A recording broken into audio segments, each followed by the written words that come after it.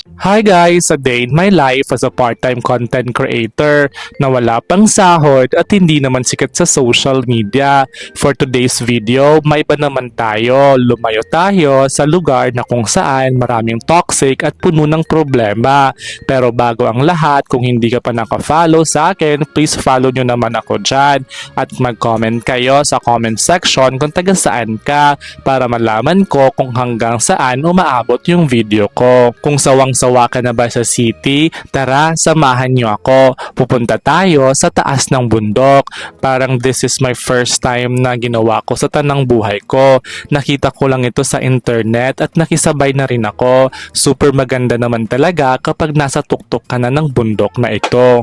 Ito pala ay pinangalan ng Starbucks. This is not a coffee shop but a mountains na puno ng sigla at kapayapaan. Perfect din ito for soul searching. At kung stress ka na sa life mo, pwede ito, isasuggest ko to sa'yo. Kaysa naman magmukmuk ka sa kwarto mo, why not to try a new adventure? Mga 5 AM pa lang, nag-start na kaming umakyat patungong Starbucks. Grabe, since first time namin dito, inabot lang naman kami ng 2.5 oras.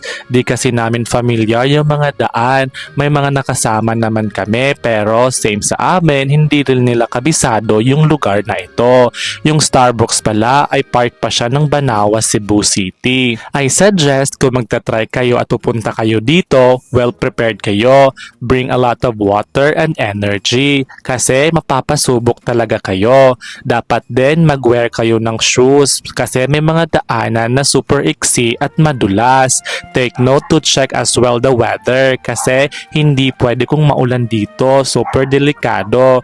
Wala po dito magbabantay na pwedeng tumulong just in case of emergency.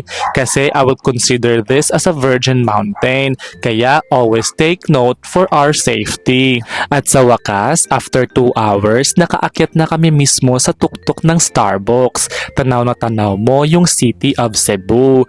Kahit papaano, na-distress ako dito at nawala pang samantala yung mga problema kong kinahaharap. Alam nyo ba na naniniwala talaga ako na kapag nasa ganitong lugar ka, kusang nakakalimutan mo kung ano man pinagdadaanan mo sa buhay. At mahalagang paalala pala to take care na rin sa ating Mother Earth. Kunti na lang siguro yung may ganitong lugar sa atin. Yung iba ginawa ng townhouses. Sayang naman yung kalikasan natin. Tayo nagsisira pero tayo pa rin napapahamak sa huli. At sa taas pala ng Starbucks may mga naninirahan doon. Hindi naman karamihan at may nakausap ako dito na dito na talaga sila namulat at naghanap buhay.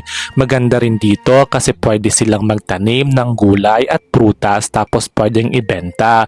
Pera na rin yon kahit papaano. Dinadayo rin to ng karamihan kasi this is a starting point para ka makapunta ng iba pang bundok ng Cebu.